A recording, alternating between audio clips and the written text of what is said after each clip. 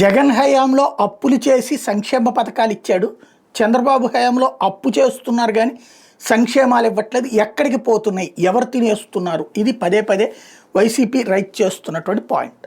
ఇక్కడ simple logic ఒకటి, number 1, అప్పు చేసినటువంటి డబ్బులతో తీసుకునేటటువంటి ఇవాళ చేస్తున్నటువంటి పనుల్లో మనకు కనబడేది ఒకటి, 1000 రూపాయల పెన్షన్ అదనంగా పెంచారు కాబట్టి అది కొంత భారం ఉంటుంది, అది భరిస్తారు.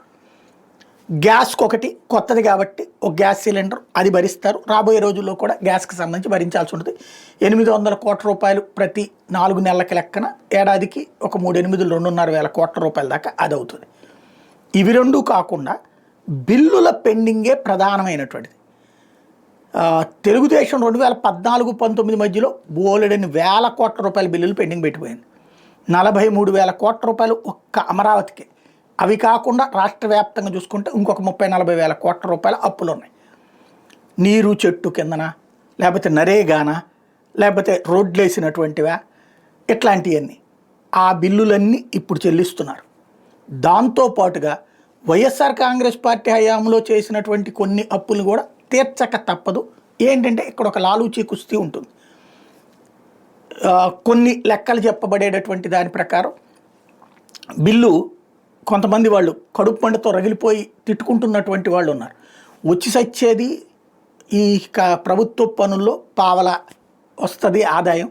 ఆ పావల ఈ బిల్లుల చెల్లింపుల కారణంగా లేట్ అవ్వడం కారణంగా కట్టుకున్న అప్పులకి వడ్డీతో పోతుంది. పోనీ అసలన్నా వస్తుందంటే అందులోనూ మళ్ళీ కమిషన్లు ఇచ్చుకుని తీసుకోవాల్సిన పరిస్థితి. కమిషన్లు తీసుకుంటున్నారో ఇస్తున్నారో తెలియదు, వీళ్ళు మాత్రం బయట అట్టా చెప్పుకుంటారు. అది పక్కన పెడితే ఇవాళ ఈ బిల్లుల చెల్లింపు కారణంగా భారీగా డబ్బులు వెళ్తున్నాయి. ప్రభుత్వం ఇప్పుడు -1 GST వచ్చింది. ఈ వాస్తవంగా -7-8 రావాల్సింది -1. ఎందుకంటే వ్యాపారుల దగ్గర ఎవరు కొనేవాళ్ళు లేకపోతే డబ్బులు ఎక్కడి నుంచి వస్తాయి? డబ్బులు లేకపోతే GST ఎక్కడి నుంచి వస్తుంది?